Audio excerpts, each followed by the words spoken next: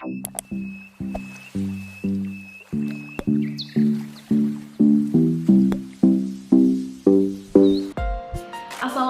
warahmatullahi wabarakatuh. Thank you very much for coming in my video and welcome back to my channel. Dalam video kali ini kita akan membahas tentang nilai saham. Jadi nanti nilai saham itu ada 3, yaitu nilai buku, nilai pasar, dan nilai intrinsik. Oke, kita bahas dulu tentang nilai-nilai yang berhubungan dengan nilai buku. Yang pertama nilai buku dulu. Nah, di sini ada yang pertama nilai normal, ada agio saham, nilai modal di store, dan laba ditahan.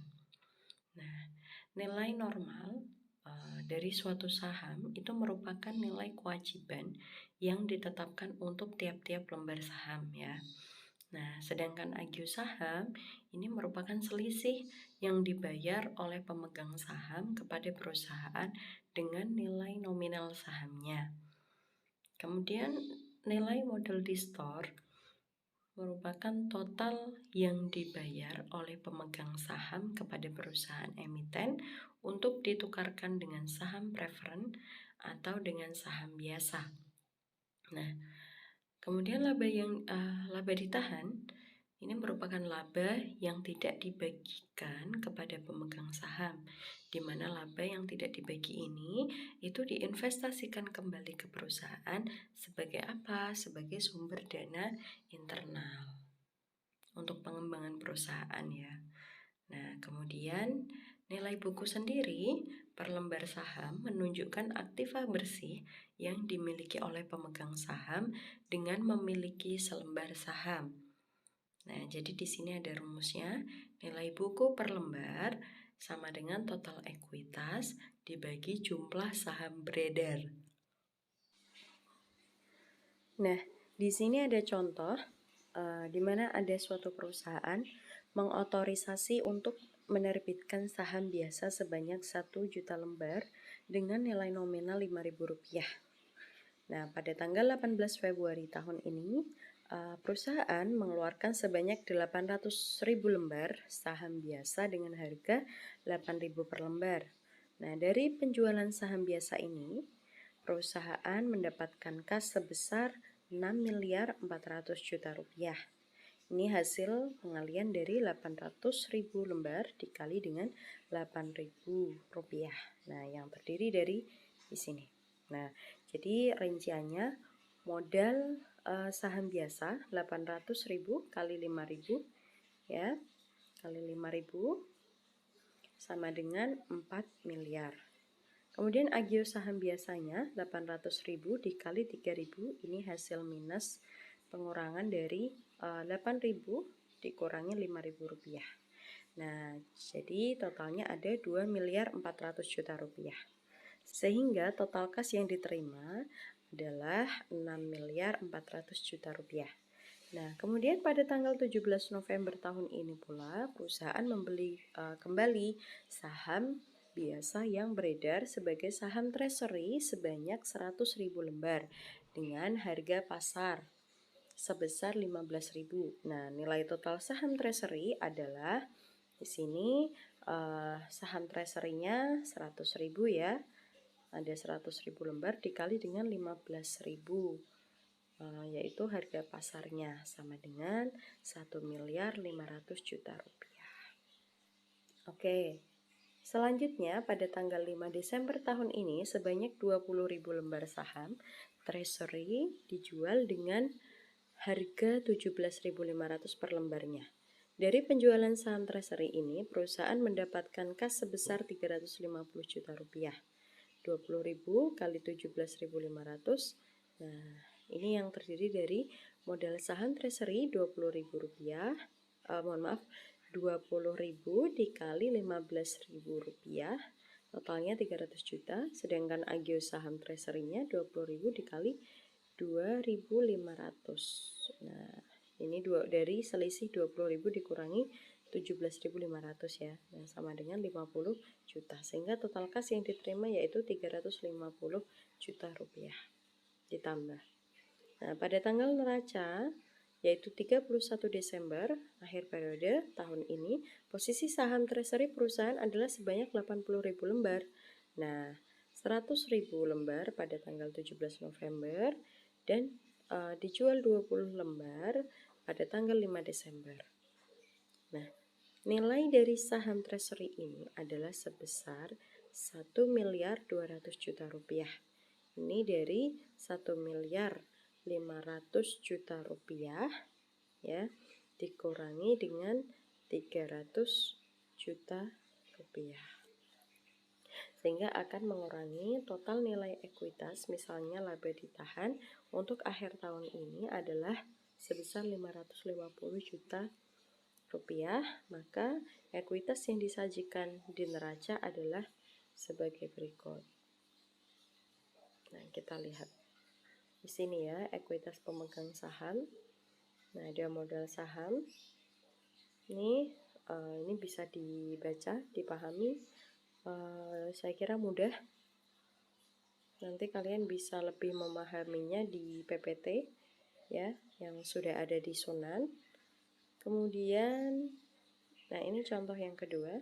Jumlah saham biasa yang beredar pada tanggal neraca adalah sebanyak tanggal 18 Februari dijual sebanyak 800.000 lembar. Tanggal 17 November membeli sebanyak 100.000 lembar. Nah, jumlah saham biasa yang beredar adalah sebesar 700.000 lembar. Dikurangi ya. Nah, karena dibeli kembali. Dikurangi 100.000. Nah, kemudian tanggal 5 Desember dijual kembali sebanyak 20.000 lembar. Nah, karena dijual kembali, maka saham yang beredar bertambah di akhir tahun sebesar 720.000 lembar. Nah, nilai total ekuitas pada akhir tahun adalah 5.800.000.000 rupiah. Karena perusahaan hanya mempunyai sebuah kelas saham saja, yaitu saham biasa, maka nilai buku per lembar saham biasa ini dapat dihitung sebesar 8.056 rupiah. Dari 5.800.000.000 rupiah dibagi dengan 720.000 rupiah.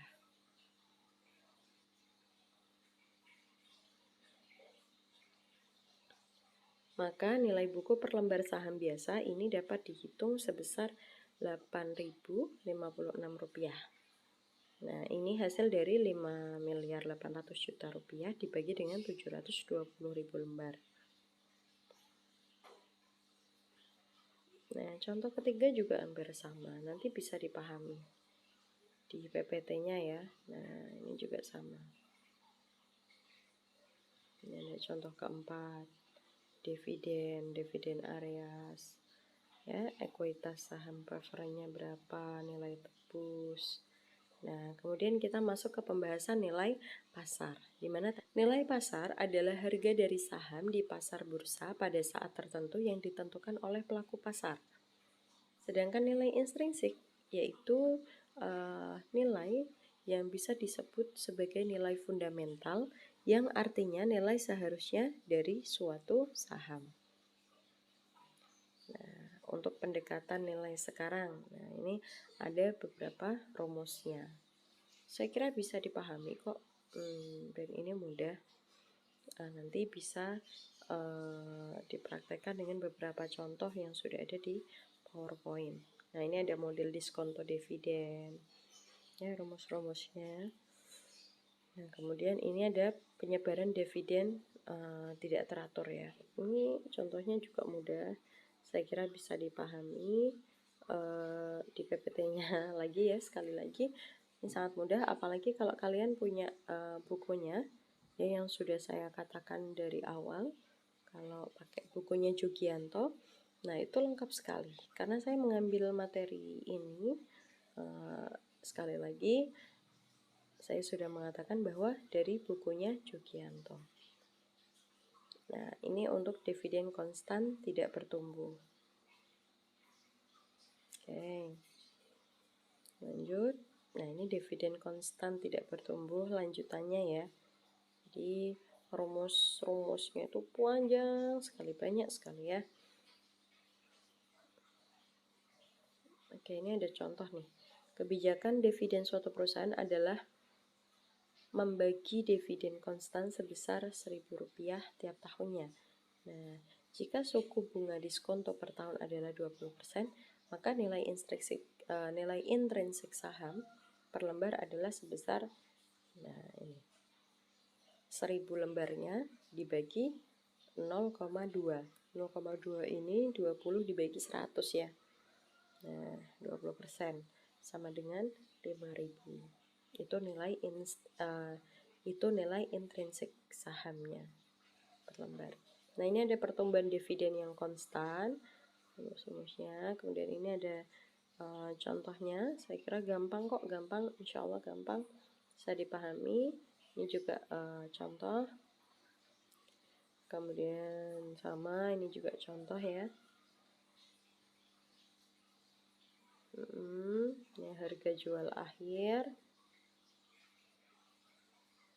Kemudian ini ada contoh lagi, misalkan investor memperkirakan bahwa perusahaan akan membayar dividen konstan selama 3 tahun.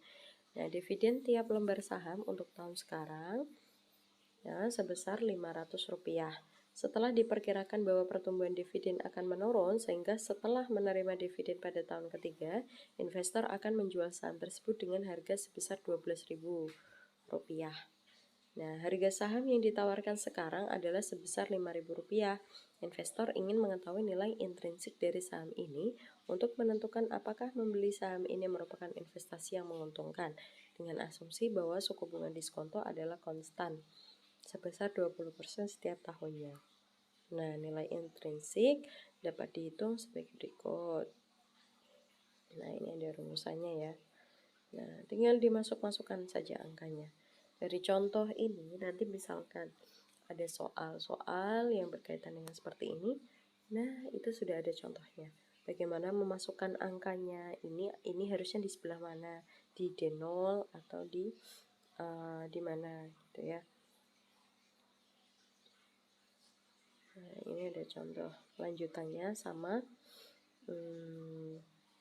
Ini pendekatan pair ya, dimana pair ini menunjukkan rasio dari harga saham terhadap earnings. Nah, rasio ini menunjukkan berapa besar investor menilai harga dari saham terhadap kelipatan dari earnings. Ini tulisannya salah ya, harusnya earnings. Mohon maaf. Nah, oke, saya kira contoh-contoh ini banyak, nanti bisa dipahami gitu ya. Terima kasih karena kalian sudah nonton sampai akhir, dan jika kalian suka, jangan lupa like, comment, dan subscribe. Oke, Assalamualaikum warahmatullahi wabarakatuh.